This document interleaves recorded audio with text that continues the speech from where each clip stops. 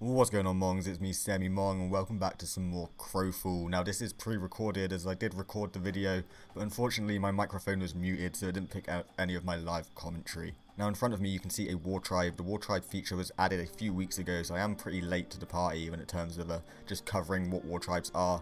And Crowfall actually dropped another update yesterday, and with that update comes a lot of major changes, especially to the discipline system, but also they reset characters and spirit banks. So unfortunately I'm only level 3, level 4, so I will go on and try and take on some of these War Tribe members, but it is quite hard at this low level, low progression. So be sure to subscribe or check back to the channel in the future once I've actually leveled up my character, where I'm hoping to do a long, just couple hour War Tribe stream and seeing what loot they drop, because there is a lot of cool features that come with this War Tribe thing. Be sure to check out the Crowfall website and their forum posts for details, or full details, sorry, on what War Tribes are and what their purpose is. I just want to go through a couple of things today that I've heard about War Tribes and thought were interesting and just nice to see in the game. Now, before we get on to actual game features, I want to talk about the lore and the backstory, because there is a little bit of lore and backstory to the whole sort of War Tribe feature. And basically there is multiple different factions of War Tribes, just like the playable factions that us players can go into, Order, Balance and Chaos. There's different types of War Tribe factions. Currently implemented there is only 3, and I haven't got the names to hand, and to be honest with you, I can't really pronounce them even when I see what the names are called. But they're like an Elkin race, and then a Tauren race, and then a Bird race. And in the future they're going to add different War Tribe races and just different factions to sort of just add in a bit of variety. And these War Tribes have come in through the rune portals and are trying to just conquer and take over the dying worlds like us factions are. So pretty much they're like the AI equivalent of the player base. You've got they're different factions that are trying to take over and conquer everything. Now in the background I will be just running some random footage that I did get while I was trying to record this video the first time, but within the War Tribe mobs you can see that they've got classes and they've also got ranks, so you're not just going in and fighting a random mob like say the spiders or the undead like you'd find at standard points of interest. We're actually going in and saying fighting a confessor or a cleric or a knight. You get different classes that as a player you can actually play as, but you're also fighting against them in terms of AI. So a confessor is going to fight a hell of a lot different to a ranger, which in turn is going to fight a hell of a lot different to a knight. But not only have we got the classes, we've got different ranks of these classes. Sorry, that's my phone going off. But yeah, we've got different ranks of these classes. So you'd have a knight, and then you'd have a knight elite, and then you get captains as well. So pretty much you've got different just sort of varying difficulties of these mobs in these War Tribe camps. Of course the elite mobs are going to be a hell of a lot harder to fight than say a standard one, just a standard R5 knight, and then in turn the captain or the mini boss of the War Tribe is going to be a hell of a lot harder to fight than just the standard elite mobs. And then because of the class systems as well, every fight's going to be different. You're going to have fire spells and just spells being chucked at you from a confessor. The ranger's going to be able to pummel you from afar, and then the knight is going to be able to charge you and drag you in with his chain and just sort of CC you. So you've really got to be careful about who you're picking to fight and what rank they are, because an elite has got a hell of a lot more health and does more damage than just a standard mob.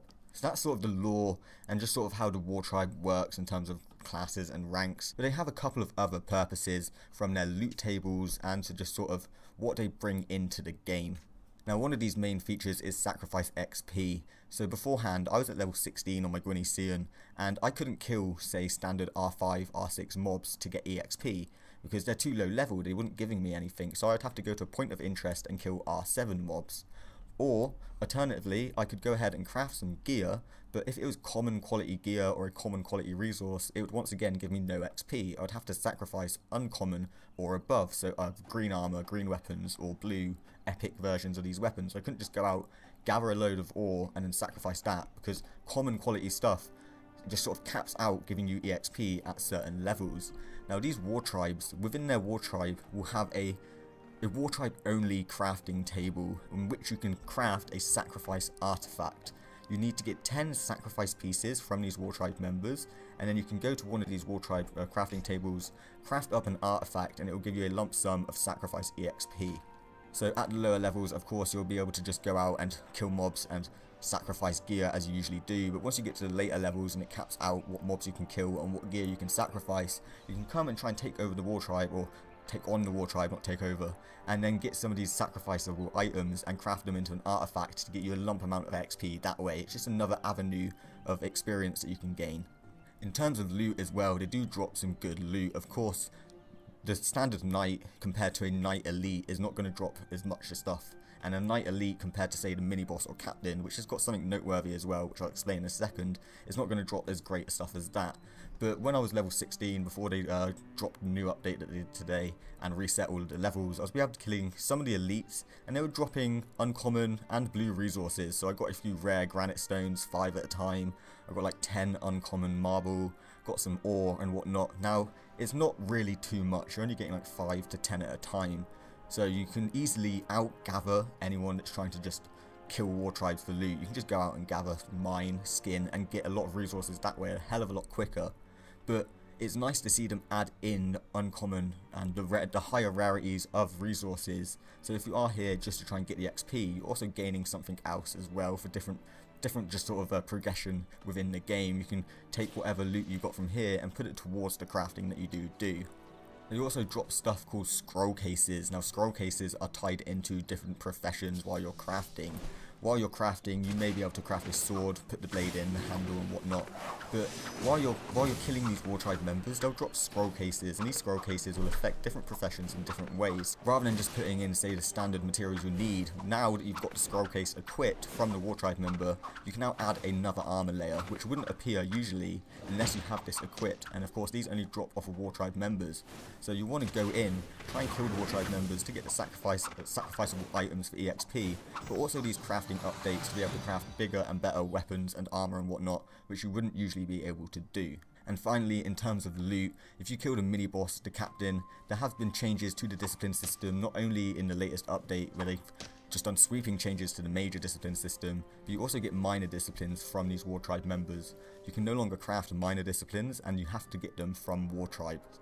Now to finish it up, we've covered the lore, we've covered the backstory, we've covered the sort of loot tables and loot drops that they do, but once again, please check the forum post on the Crowfall website for full details on what actually is going down with this game feature. But to finish it up, there is talks of making war tribes like the hunger shards and just sort of hunger crystals within the game. So of course currently, if you don't mine away or destroy the hunger shards and hunger crystals, they will spread, they will like duplicate themselves and just spread across the map and of course freeze all of the resources. They're trying to, in the future, I don't know if it's currently implemented, do something like this with war tribes. So if no one comes out and takes out a war tribe and kills the mini-boss, kills the captain, it will slowly start to just enlarge. The encampment will get bigger and it will spread. And there's talks about doing this to the point of where they do it to a fort or a keep, and the war tribe actually takes over this fort and takes over this keep. And it's no longer player owned, it's no longer owned by a player faction, it's owned by an AI faction. So at this point, is it easier to take them out because it's AI?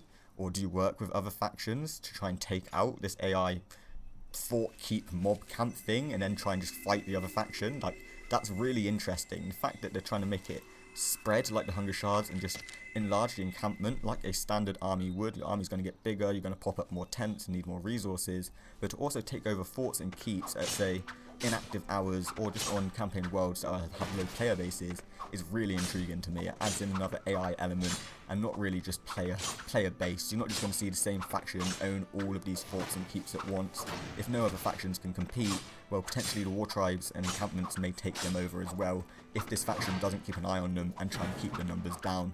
But guys, that's just a few quick points on the war tribes for Crowfall. If you've enjoyed, be sure to like down below, get involved in the comment section, even if it's not Crowfall related, anything gaming related shall do. And of course, be sure to check out the description for links to my game on Amazon and Redbubble stores.